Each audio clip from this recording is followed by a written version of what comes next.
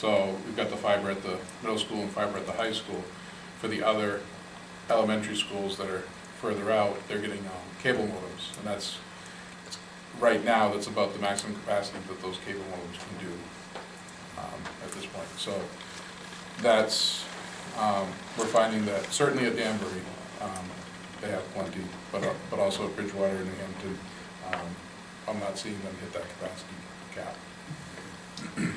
As I said in the technology committee meeting, I find the 5 and 8 year time frame for replacement to be overly optimistic.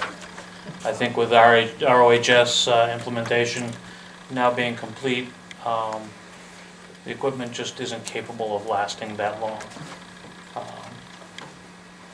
Do you have a plan in place for what to happen when things start failing before their scheduled replacement date?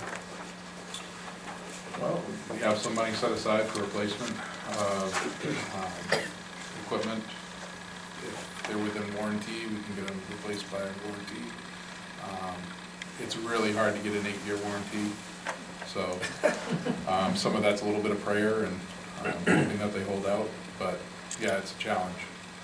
And I just want to remind everyone, and I don't know if you know this, Josh, but Danbury's served by Comcast.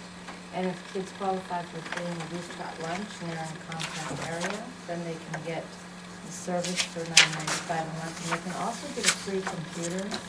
So not all of our town is served by Comcast, but it might be possible for us to work a deal where if they're on free and reduced hot lunch, we can get them that free computer, and they could at least use it at school. So, Yeah. something to check out. The other thing I would like to comment on is when we put together this philosophy at the time, the technology committees existed in the different schools, and then there was a technology council that also existed, which is a tool of the superintendent, among other things. There was a communications council also, it's a tool of the superintendent. The intent at the time was to involve as many more community members who might have particular knowledge along those lines, like a publicist on the communication side, or a marketing person, and a technical guy, a technical gal on the technology council. And it wasn't to approve, it was just to hear what the school was doing and offer input from the public, rather than just rely on the school board alone, for example, to have say on all of those issues, those topics. There were a couple other councils, I don't remember exactly what they were. That's something that,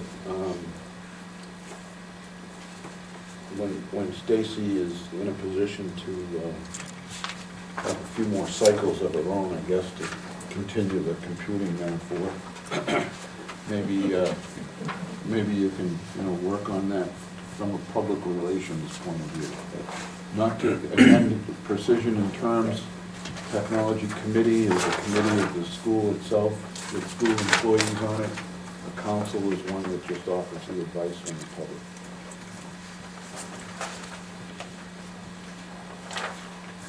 Anyone have any other questions for Josh?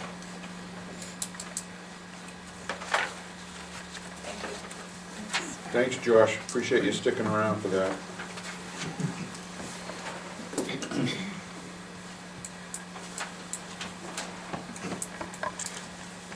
Okay, so we've completed 9E, and we're going to go on to a review of 9H of the Bridgewater Hebron Village District contract.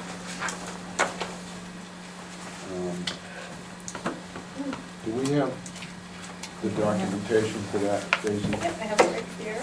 Okay.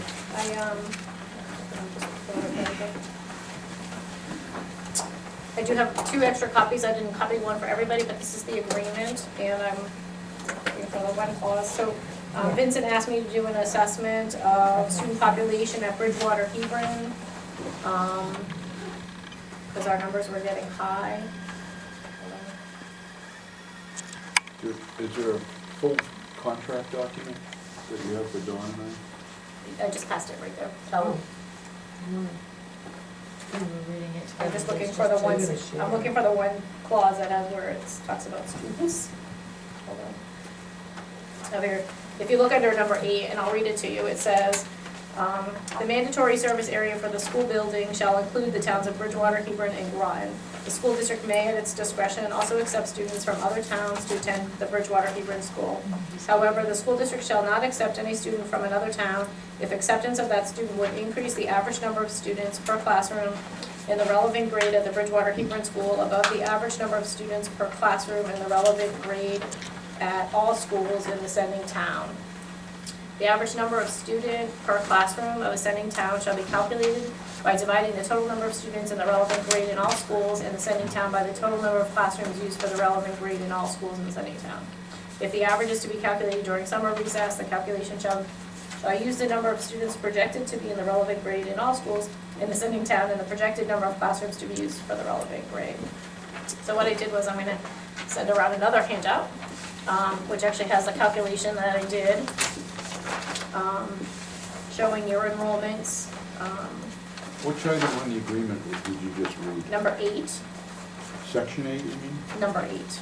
Number 8 under section, Service. it's the 3rd page in, Service. yes.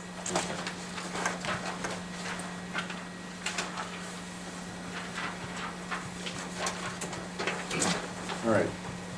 One of the reasons I wanted to review this was I wanted to be sure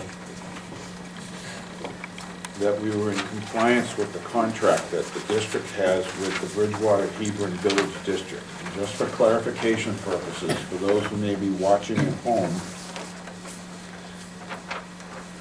the elementary school that exists in physical location in Bridgewater is actually owned by the townspeople of Hebron and Bridgewater. And it was created about 11 years ago. Is that right? And It's actually owned by the Bridgewater Hebron Village District, which is basically an outline, if you were to sketch an outline of both towns. It's effectively that one big entity. okay. The point is that the towns of Hebron and Bridgewater actually provided the funding to construct the school. And the school is leased to the district. The school and the contents. The school and the contents are leased to the district for $1 a year. Which I don't know, did we collect on that? The treasurer that comes in to deliver the tax bill slips It's a a dollar. dollar. Maybe that's why she's been giving us that dollar this whole time. The point is that it's not a resource that's owned by the district, and as such, the people in Bridgewater and Hebron have an extra line on our tax bills that fund the maintenance of the school, the physical maintenance. So just information-wise, I just want to share that with everybody. Now, in order for the towns to be part of the district, this agreement was created, and it was for a term of 10 years. And it was renewed in 2009, I guess, right? For another 10 years. And one of the terms in it is this service agreement that defines average number of students. And there was concern that in various grades,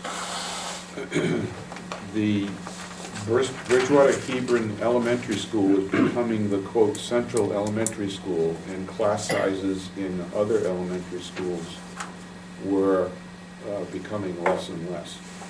And so I wanted to take a look at it and be sure that we are contractually compliant. Now, in the event that we're not, I'm looking for ideas on how to get compliant, and that's the reason for the review this evening. Keeping in mind that our student population continues to decrease. And you saw this article that was provided by our colleague digitally recently in support of the same downward trend, which is that the U.S. pregnancy rate is the lowest in 12 years. So That information is a contributory factor among a number of other things that continues to give us a lower and lower number of students to deal with. Stacy, I'll turn this back over to you if you want to speak to the chart. Yeah, so I went through and did a calculation. I actually did two because I wanted to see, so Danbury somewhat skews the data because, so for example, for 5th grade, they only have 10 students, but it's actually a class of 17 because it's 10 and 7, it's 4th and 5th grade together. So it kind of is hard to say that that's a class of 10 because it's really a class of 17, but combined. So I just did both comparisons because I wanted to see if it made a big difference. In some cases, it makes a little difference, not huge. But in general, for grade 1, and I'll use without Danbury numbers, with Danbury numbers, the top numbers. And that's what we want to concentrate on, Grade because that's 1 what the contract is calls. 16 points, the average is 16.7 students per grade. At Bridgewater, we have one class of 11 and one class of 16. In 2nd grade, the average is 14 students. Bridgewater has a class of 13 and a class of 14. Grade 3 is 18.6, and Bridgewater has one class of 22. Grade 4 is 18.4, and we have two classes, one of 13 and one of 14 students. And 5th grade is 21.1, and we have a class of 26. So there's a couple of factors that play into that. So what I next did was ask the school to pull me up any students who are enrolled for this school year to see what that difference makes, because I knew that 5th grade class had grown, and so we had one student enroll in 3rd grade who is a Groton student, and in 5th grade we had 5 students enroll. So you get that every once in a while where you just get an oddball bubble of students. Out of those 5 students, 3 were from Bridgewater, 1 is from Groton, and 1 is from the side of Alexandria that is also assigned to that school. And that assignment, I'm guessing, has been long-term, that part of Alexandria goes to Bridgewater Hebron. So, I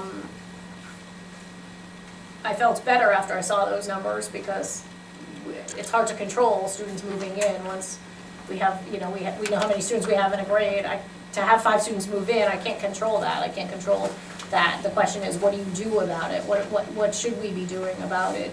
I know in the past we've had concerns. We had school choice with No Child Left Behind, and I believe, and I'll go on a cusp of saying this without legal advice, but I believe that federal law would trump over an agreement. And I believe that students have the right to enroll in any school. And so that certainly plays into some increased numbers. We've changed that with our new policy. So that will help us significantly. So we'll be able to manage the number of students enrolled in any school at this point in time. So I think moving forward, we have a good plan in place. The question would be, we're over in 2 of those grade levels. I guess I wouldn't ever recommend that we now say if there's 2 kids from Bristol in that grade, for example, that now you have to go back to Bristol Elementary School. But I think we need to look forward. The question would be, what happens what if another Bridgewater student shows up in grade 5 from now until the end of the year? How should we handle that? Yeah, that's the question really before us. If you just circle the number 22 in the EHBS column and the number 26, then you can see that at the end of this year, the 5th grade issue goes away because they go to the middle school. And everybody moves up a grade. But then that implies then that grade 4 is likely to be higher than the average, again, based on what it turns out to be next year. Well, let me ask this question. Of those students, you've told us that 1 in grade 5 is from Alexandria, but if all 22 of those students are from the service area of the school, as defined in the contract, then there's no issue. They're not. Right, That's the problem. in grade 5, I can give you the numbers. In grade 5, there are 7 from Alexandria, 2 from Bristol, 11 from Bridgewater, 3 from Hebron, 1 from Groton, and 1 from New Hampton. So that, as far as the school itself, that means 15 kids should be in the 5th grade. From Bridgewater, Hebron, and Common Groton. So just know though, and I say this, I'm assuming that the board made a decision at some point to send half of Alexandria there, because that is pretty clearly defined on a map as to what side goes there. I don't know, that was obviously far before my time, I don't know how that was determined at any point in time. Well, here's, The board didn't vote on that. here's the thing that I'm concerned about is, in order to be contractually compliant, which is because we're out of contract right now, technically we're not compliant. And one of the concerns that was voiced with the parents in Bridgewater and Hebron who wanted to consider a K-6 or K-8 model originally was to be able to have control over their own destiny at the school. So in order to avoid the apparent overcrowding in various grades, I think we're gonna have to look at this sort of thing every spring. I'm guessing that it's gonna be an April or May timeframe when we can look at it to calculate what the average is and then give the superintendent an idea of what the enrollment may need to look like in the fall when it comes to the Bridgewater Hebron Village School and complying with the contract. Now, with that said, it's kind of like the computing philosophy where we're doing a percentage of a percentage. So if there are going to be 14 seats available, then she should be advised, in our case, in about the spring timeframe, that maybe 12 is a good number in anticipation of move-ins. Because that's what happened in the 5th grade. 3 or 4 kids moved in the 5th grade in Bridgewater. They moved into Bridgewater. So to Jeff's point, if they move in, they should be allowed to go to that school. How do we deal with this? How do we deal with this so that we stay in compliance with the contract and,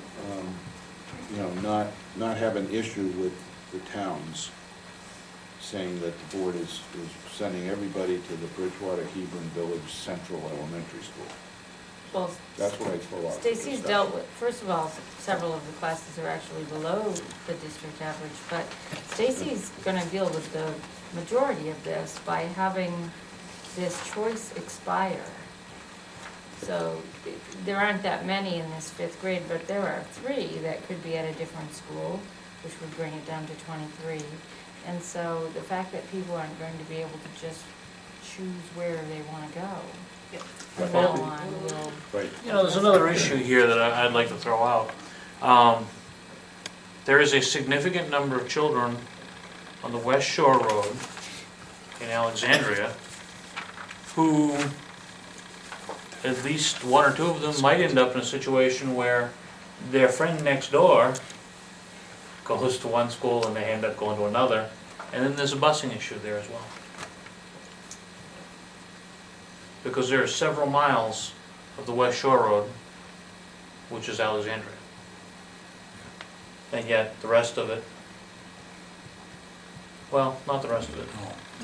There's Bristol there too, so I mean, There's not that, So, there's not that many. I guess where you draw the line doesn't really matter. I was thinking something else.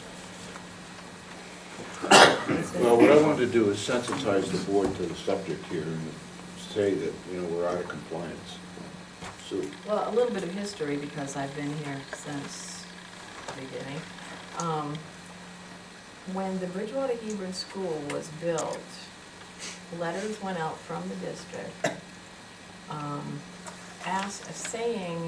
they went out to all the children in Alexandria, I believe. It didn't matter if they were right next to the village school, or if they were over in South Alexandria on 104, it didn't matter. That they were in the attendance area for Bridgewater Hebron. And maybe it was an attempt to get enough kids over there soon, I don't know exactly. I don't know the politics, I wasn't on board then. But the letters went out to all of those, but did not also state that some were in the attendance area for ABS. And so unless a person called and asked about that or insisted, their children just automatically went to Bridgewater Hebron. So it helped to fill that school up. But what happened was, through the years, their siblings would also want to go there and were permitted to, because that seemed like the best way. So that's kind of what's happened through the years. That's how it's filled up. I don't know if that's tapering off now or not. Ask you, Kerry, historically, when we built the school for John, when John Davis was superintendent of West Speak up, Zoe. Anyways, when John Davis, we agreed to build a school, which was supposed to be K through, could be K through 5, K through 6, K through 8. One of the things that became a little bit of a wrinkle, which we set a bit our tongue on, was the preschool took up the kindergarten room. Okay, that was never planned on. So we had enough rooms, and we slowly, and then when it was at about 150, it seemed to all work reasonably well. And the essential contract that you see in front of you is a virtual carbon copy of what we started back in 1999, 2000. And the only thing that changed slightly was that area that you read, because what was happening concerned the boards and the people that come to us going, "Why don't we pay the building level?" Anyways, that said, what was happening was while school area enrollment was declining, ours was climbing, and it wasn't coming from the towns of Groton, Hebron, of Bridgewater and Hebron, and Groton and Orleans. It was coming from other places. And then we got the Title I thing thrown in our face, and we got attorneys to look at it, and they would differ with the interpretation, but that's okay. But down at, I think up to Hatfield, we talked to somebody down there that was involved with these things. But we don't want to rock the boat, and nor do we want to see anyone ever suggest that the way to solve these problems is to take somebody out of the school that's already started in the school. And when we spoke of that, was that the problem is when you start these 2 sessions of kindergarten, there's a belief that those kids are always going to go into the pipeline, and that we think the solution is someplace at the very beginning, and it's going to take a couple of years to streamline this. But we're not, it's just we didn't anticipate having 2 seconds, 2/3, 2/4, 2/5, and so on. And in fact, the school has 2 extra classrooms we put on, anticipating it might go to K through 8. The building is built for. We probably squeezed 4 more classrooms on it, and it has a heating system and water system. It's already there and dead-ended, ready to go. But if we put that on, all we're going to do is, we can't do it. It just keeps on. It isn't. We're at the place where 150 accommodates the main one. How it goes into Alexandria is a mystery to me because of the changes that occurred when they closed that school in there. So we're not trying to throw anybody out. We're trying to get a policy that turns around now that this Title I thing has kind of gone by the board, and people can turn around and try to improve the area or even build their own school if they want, like we did, in that area. But the bottom line is that even though the school age enrollment is declining, and it was up at 175, I think, or 177, and the school could accommodate 220. But that would be packed to the gills, and it would not be a good educational thing to do. So there's a balance here between, we think the thing operates well at 150-ish, 150, 100, in that range, and we're not too far off of it. The other thing is by trying to have double classrooms all the time, you really tie your hands, because we're putting classes that would have kind of gone into breakout rooms, now become classrooms, and we're putting them in hallways or tucking them into areas we shouldn't be doing. And that really should be eventually phased out. For instance, there's an anteroom off of the stage, and so we put a heater in there for them, but it really isn't meant to do that, and it's being done that way because we pushed the limits on the school. If the school enrollment was in going up, I could see it, but it actually said the other way around. Beyond that, the school continues to function well in terms of all these various things, and we say pretty much we have made a pretty good effort to stay out of the business between church and state. We'll take care of the physical plant, thank you very much, and you guys can deal with the other ones. However, we put a safeguard in there at the very outset back in 2000, which said, we just didn't want to turn around and build it and then keep on. It's attractive and it attracts good people and it has good schools and all that good stuff, and we just have to have a balance in there. That's all we're asking for. It doesn't ask to be better. It just says be the same. And we did purposely include Danbury in that calculation because we knew it would pull the numbers down to that, and we did that. So it was reasonably well thought out, to be fair, so that if you have an average of 15 kids in classrooms, we shouldn't have 20 or 25 over there, so. And I think there's two things that have been put into place that I'm hoping will help, or, one that we can. One is the change in the policy, so that, one is the principals aren't approving those anymore. It'll come to the central office so that I can continue to look at these things. But also, I think principals have a hard time saying no. They get to meet the family. I can say, nope, I'm sorry, we're over, our limit at that school or wherever. So having that central location that they all come to, I can certainly look at data and be able to identify that. The other thing is Ann and I can certainly work together with the preschool and just make sure our parents recognize that when they go there for preschool, once preschool's done, they go to their home school. That it isn't the expectation that if you're not from Bridgewater or Groton, that you stay at that school. And I think in the past, parents have wanted kids to stay there because, they might have spent 3 years in preschool there. And so I think sometimes that happens, but we can certainly work, with the preschool teacher and make sure they're very clear with parents that this is a preschool experience, not a whole school experience. We haven't had that in the past. It's been basically, well-meaning people turn around and and as a parent, I understand that when my son was younger. They start and you just don't want them upset. Yeah. But the upset should start someplace. We wouldn't stop somebody that's after, once they're into the first grade, when we had I had a constituent that turned around and was absolutely apoplectic when he turned around, moved into the community, and then the person at the time said, "You can't come here."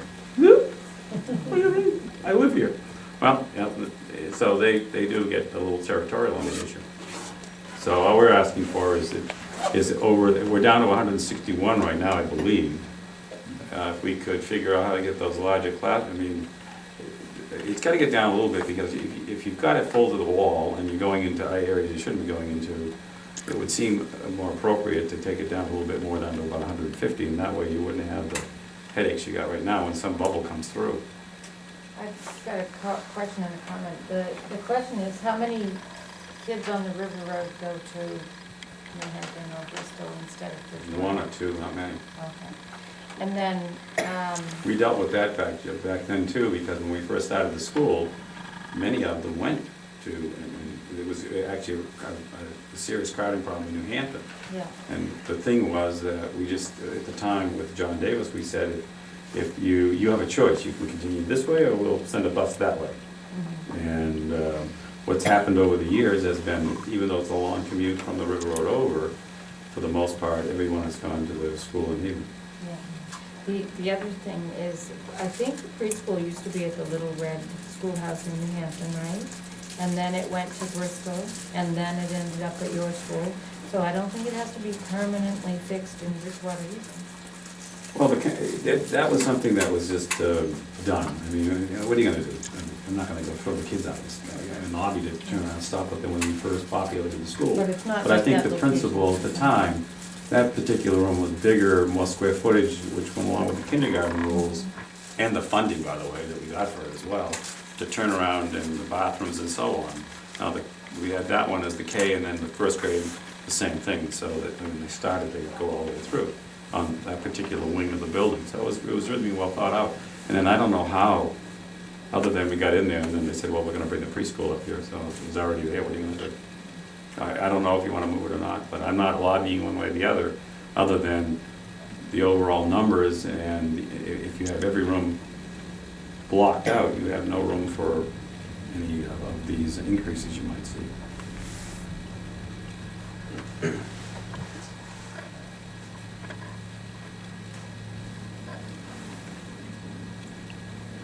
That's all I have, is the information.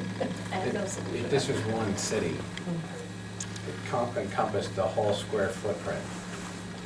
Every few years you redistrict your city, and you base it on the efficiency of routes to the school and so on. And this is an exact dilemma where you have a contract nor board policy that really offers that kind of guidance, which is probably what you're looking for. How do you handle population changes? So a family moves in, like the one Vinny just talked about, and they now bump that class up. And then you say, no, I'm sorry, I know you live 3 miles from the school, but we're gonna bus you. Or vice versa, you're like, no, that's their school because they live there, then you say, what's the criteria for bumping a kid up? And as you said, that's fairly insensitive. So there's really no guidance on how to actually comply with this contract in either the contract itself or the board policy.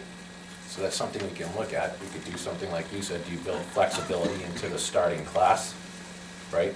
So that it kind of mimics a little bit and makes some room for changes in population. So we can, there's data that could support that. We might have the only growing community in this whole area as well. So, No, actually, I have to say. I don't know that. I don't know. I think they're all probably going down right now. This is the growing community for children in Okay. Alexandria. So, you know, that's gonna take some thought, and maybe that's something we could, consider, and it's something that you don't see very often, I can tell you that, because normally each school, you look at as populations change, you don't wanna bus kids like this, because you get to, it contributes to your high per pupil costs. It's a very unique situation here. And we may want to look at that so Alexandria actually sends 51 students to Bridgewater Hebron, so we may want to look at where that line is, if there's some adjustment. I mean, again, I don't want to kick a kid out and say, now you have to go to this school, but for future reference, we may want to look at where families are, what that looks like. That number's down there, because it was 59 It's to, currently at 51. oh, it was 59, I think, in Bristol, and 60 went to Bridgewater, but that might have been just last year and the class meeting. Well, we just want to see some 51 in sensitivity, though. Bridgewater. We're not asking you to kick kids out of the classroom. 44. However, if every classroom theoretically had 15 in it, and you had 3 or 4, it's not going to be a huge deal. The way it's been, when we were at 177 or 178, whatever the number was, there's issues there that were not well thought out, and everybody seems to be aware of it. We're patient in terms of the deal, and if everybody stays on track with trying to figure these things out and bring the number down into the 150 range, I don't think there'd be any you'd have enough flexibility to be able to do it. It's they use the school, and the TTCC uses it. There's a lot of activity on that school. That raises another question, actually, the TTCC, I don't know if that's for discussion now, but we're looking at a policy about public use of school facilities. And does the contract allow the lesser to subcon? We've encouraged the TTCC, to be honest with you, in terms of the after-school Because our programs. policy says. And we charge set those policies up with the front office in the school as to how that facility is used. Most of it is used by whatever the school wants to use, the school district. And then the next tier is TTCC, once runs programs for kids from all the school districts, depending on where they come from, go there. And then it's generally, I'd say that's 90% of the battle. And the fields and so on the same way. So, and this year we spent a lot of money in terms of upgrades, in terms of the security, and the field was around $40,000. The cost of the camera systems was almost $47,000, I think, for 19. And that's those are operational, but we're starting to get them used to the software to get it out and tweaked. Heating upgrades, we've changed some stuff on the oil system for overflow alarms and things of that nature. So we've upgraded the way that we do heating, so it lowers the heating costs and so on. So there's a number of things we've done over this year and last year. And we're gonna end up, unfortunately, looks like a 25-year roof is only gonna last 15 years. And that's a very expensive process to fix because of it looks like a warranty problem. So we're in the process of working with that. Okay, well, I wanted to cover this just to dispel the anecdotal misunderstanding that it's the Central Elementary School, although we are out of compliance. So What you can do, if you can just work on those numbers, Stacy, it seems to have a plan I've for got it. a motion in mind for action items subsequently. Does anyone else have anything to say on this topic? Okay, thank you. We'll now go back to item 9A, which is the grant budget.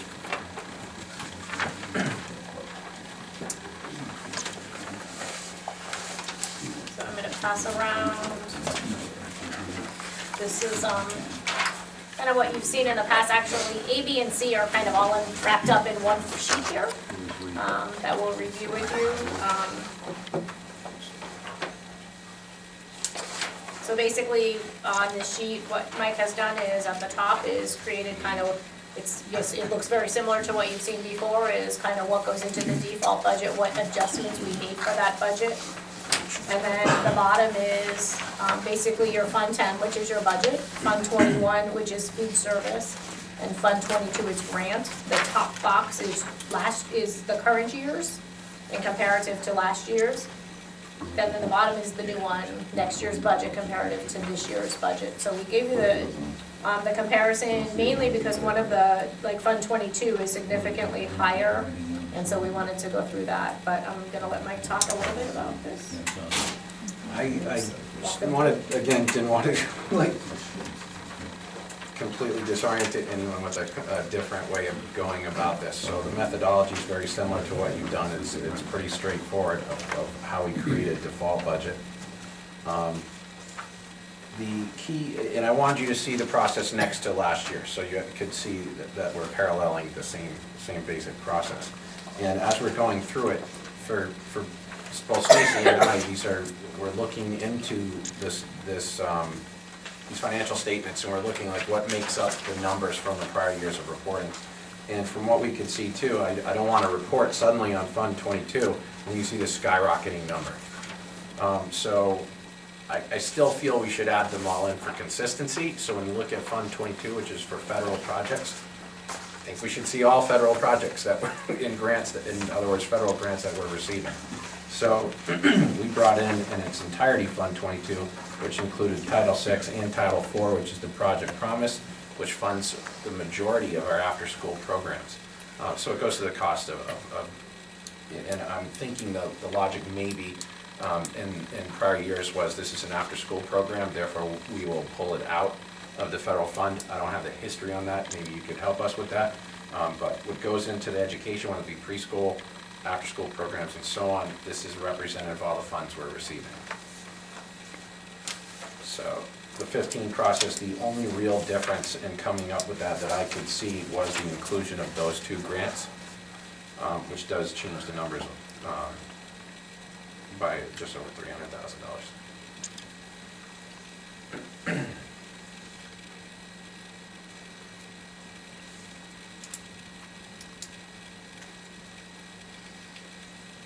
Why is the FY15 default the same on Fund 22 as the proposed budget? Glad you asked that. They're grant funded, so if what we're predicting in revenue for the grant to fund, is there really such thing as a default to that? I mean, if you think about it, Like, right? yeah. Because if the grant doesn't exist, what I happens? get it. You don't get it, those positions, so it would be somewhat, it would just be going through the motions to say there's such thing as a default, like if I was to put the same positions budgeted for just because it didn't get approved, of course that's not gonna happen. So I feel and I talked to Stacy about this, it's probably more realistic in any kind of a default situation to put what you're actually gonna receive around it, because regardless of whether a default budget is put before us, that's what's gonna happen. So generally, in a default situation like this, Fund 21 may be affected as the subsidy for, out of the general fund to food services could be affected by a budget not getting approved, and that's about all, even in Fund 21, that would change. And really, a default situation has to do with the portion of the budget the taxpayer helps fund, which would be Fund 10, the general fund.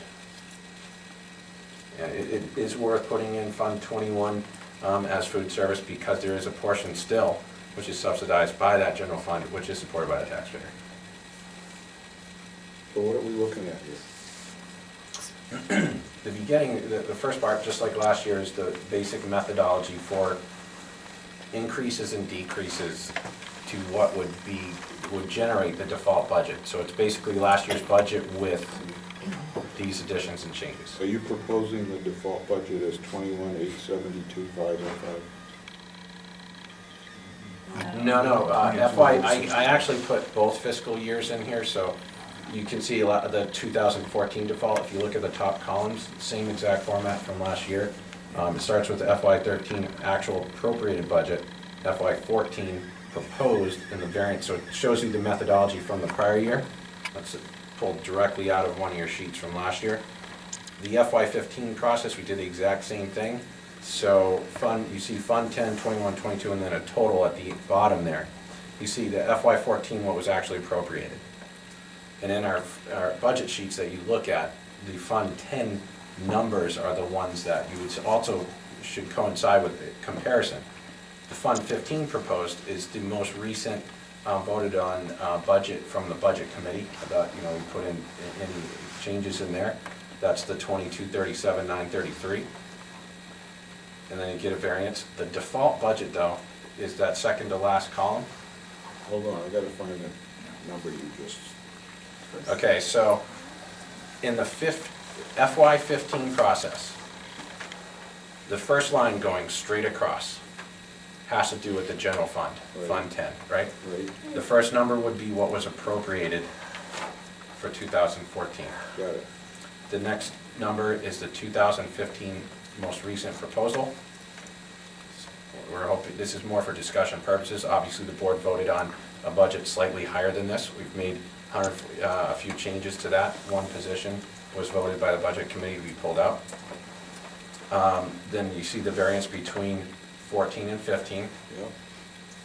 And then we put in the default budget, which we came to by the methodology above, which is $20,692,000.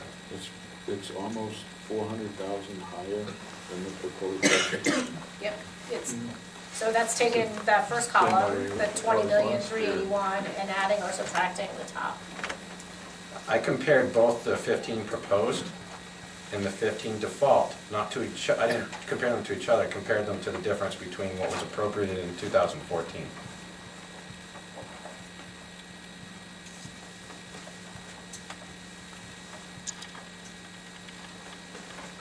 The default budget last year was more than the proposed budget, so there really wasn't much of a decision for I mean, the yeah, your current budget, voters. just to update you on the Budget Committee meeting, the Budget Committee, we recommended reducing one guidance counselor here at the high school, so that was an adjustment. So the budget currently, as it stands from the Budget Committee today, we have a meeting tomorrow, is $143,326 less than the current year's budget. It's similar to what you had as a situation for last year, except the proposed budget was more than the prior year's budget. So the default budget was 458,000 more than the prior year. So it's not as drastic a difference, but it's pretty close.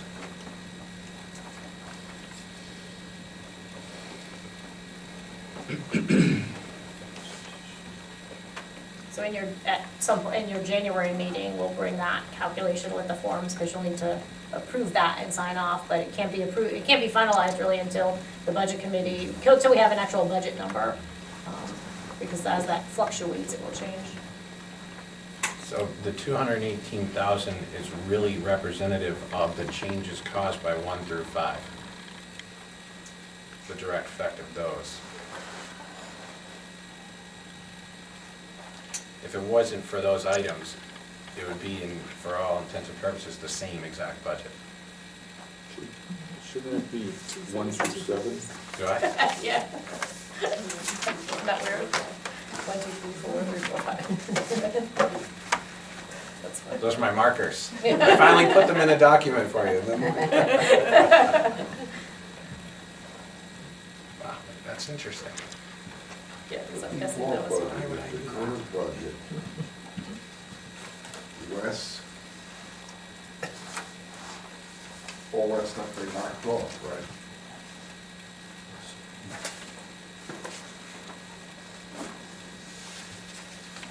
Well,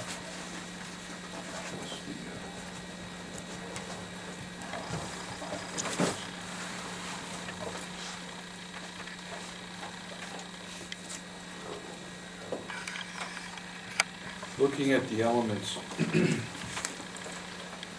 just want to walk through this individually. Assuming the baseline number would be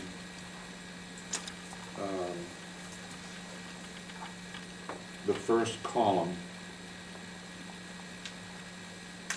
of what was appropriated in FY14, right?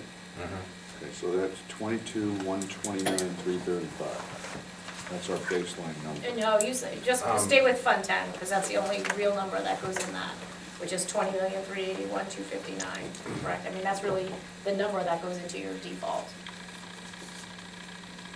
All right, When you're on the warrant article, it's not gonna be the 22, it's gonna be the 26. all right. And so to that, we're going to add, or included in that, I guess, is a change in the health insurance premium. I just want to see how you got there, what I'm trying to do. So we had an increase in the premium. I applied the premium holiday to that. We now know what that amount's gonna be for the general fund. Changes in workers' comp and property and liability Now, insurance. wait a minute, one at a time here. Okay. So 22,129,335. 20 is the million. total number, and you want to start with just Fund 10. So you would start with, 23,81,259. wouldn't you start with the 2014, but, 20,381,259? Correct, that's the appropriated number. Okay. And then you want to, in line 2 above, you're going to include, part of that number is included, and it's to the amount of 173,104, right? Yes. So I'm going to take that out, 173. You would increase that by 173,104. Right, which is what brings you to 20,381,259.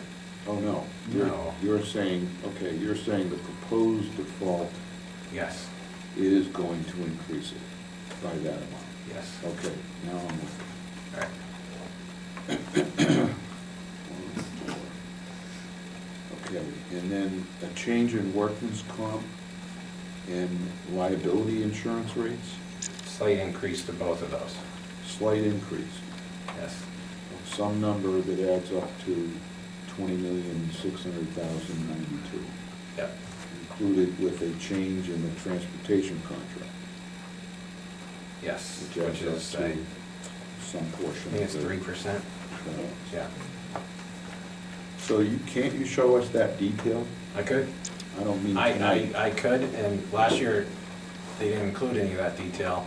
I included some detail in the premium holiday. I could include it for each one of those. Okay, If you'd let me like. continue. Item 4, we just talked about, increase in transportation contact is some number. And then item 3, which is below item 4, which would. Kind of a really be- statement. Last year, that was a major source of increase. What is that? New Hampshire retirement system rates. Oh, yeah. We're now fully funded, so there was no change in that. I could technically have deleted that, but I want to leave some thinking about last year were the same anyway. Okay. So $0 got added for that, Correct. because there was no additional change in the state law. Okay, now, number 4 below that, which should be number 5, I think, or 6. Change in energy, slight increase in propane and electricity predicted. So there's How much is that? only very small percentage increases for propane and electricity. Diesel, the other fuels that I did not increase was diesel, because it's possible, in 2014 calendar year, diesel's actually expected to go down slightly. These are pretty hard to predict, as you know, looking at multiple years and not. That's why I wanted to look at the detail eventually. I can, I was just doing what you had last year, Yeah. but if you'd like more, I'd be happy to provide that. Well, and then the final number 7, out-of-district amended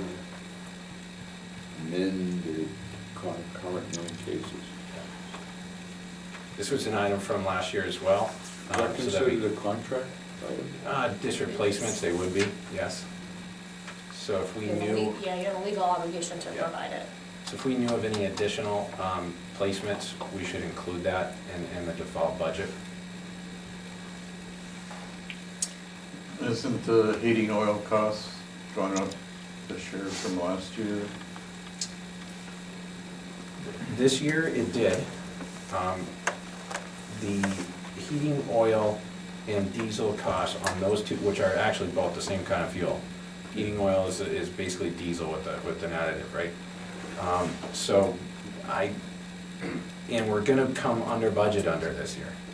So even though it might go up, I did not decrease the budget for that in either our budget proposal or this default budget because of the predictability of it. And while there may be a slight increase, I don't think it's gonna increase further than what the 2014 budget already has in it. So I left those lines similarly funded.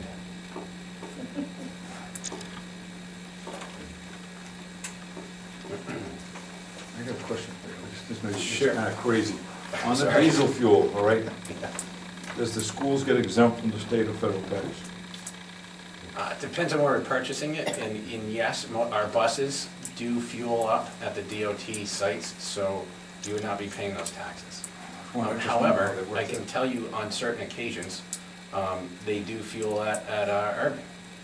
And I can't say, right, I believe they're using a card, and I'm not sure if it exempts them from that tax or not. Looking at Just the wondered. numbers, I believe it is. Exemption? Because I checked it at one point, Okay. just out of curiosity. It would have to be through the cards, and this is the reason why, and this is the first time I've seen it, that the fuel has been broken off of the transportation contract to incorporate that tax exemption. I can't say for certainty that the fuel that's purchased from Irving is exempt from it, but there's a good chance it is. I can check on that. It does look like it, because there's, Okay. the prices I was coming up with when I was checking them were about 25 cents off of what is posted on the pumps. Right. When I look at percentage increases, the tax will be relative. So if the fuel costs are expected to rise, if we're not paying taxes on it, I would expect it to proportionally rise whether you pay taxes on it or not. So that's why I didn't increase the levels for those groups in either the default budget or in our proposed budget. I don't know if we're filling up off-road gas, diesel. No, you know. no. Huh?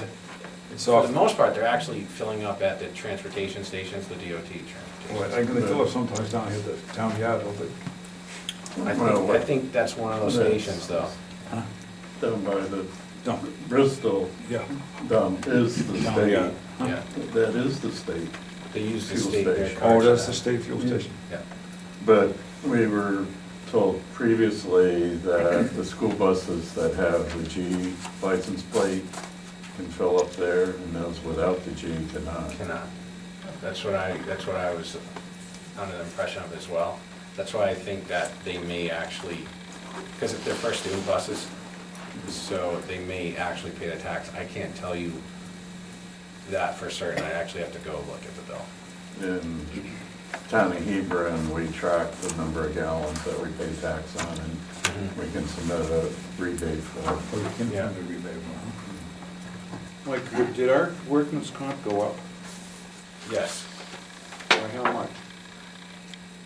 Can I think one was 10, I can actually pull that up. And I just want to point out, it's never been workman's comp. It's always been workers. It's not a gender I'm sorry. thing. A workman's comp, woman's lip. No, Yes, no, thank you. it was workers' comp before women's lib. I'm It not was in never decision. women's. I knew we were coming to that, we got on the arm the Just other say day it. now. You're right. There's almost equal number of females. and That's males. exactly what it says right here. Workers' comp. Yeah, everybody says workman's, it never has been. Yeah, you're right. Submarines now. I'm just curious, Yeah. because Well, they're not Guilford's, for trouble. You know how Guilford's that is dropped gonna according go. to this Yeah, new my ship. Do you know what company Guilford uses? No, it doesn't say, it just says it's $3,000 reduction in the workers. Don't forget workers' comp's based on, I believe, claims. So, bear with me for a second. Yeah, well, you know what, we don't need to know that tonight, but I think, I would like to see what makes that up. The detail I can do that. that makes that up before we, And the form you signed, Yeah. the form, the actual form has all those numbers specifically on it. Does it have the calculation? It's much more detailed, and it goes by function, right? So you know that the form, it actually won't even specify to that level of detail, because it'll give you the, just like the budget, the numbers by function, so within that would be incorporated, but I can definitely give these to you. This was just in an effort to try to keep it as close to the same as possible. We've made a lot of changes to our reporting, so. Yeah, But it makes sense, that would be helpful, wouldn't it? Yeah. I agree. I won't say that.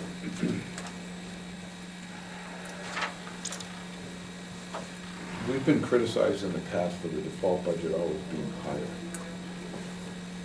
Well, this year, it would make It's sense, actually because if we're going, we're doing a lot of major changes in staffing.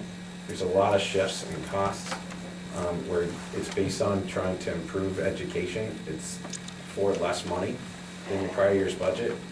And so, to some degree, the taxpayers should be impressed that we are coming up with a budget that's less than the prior year. And it's significantly under the cap, which was designed to keep up with inflation. I can tell you in another school district I worked at, hitting those caps becomes extremely difficult as your budget gets tighter and tighter.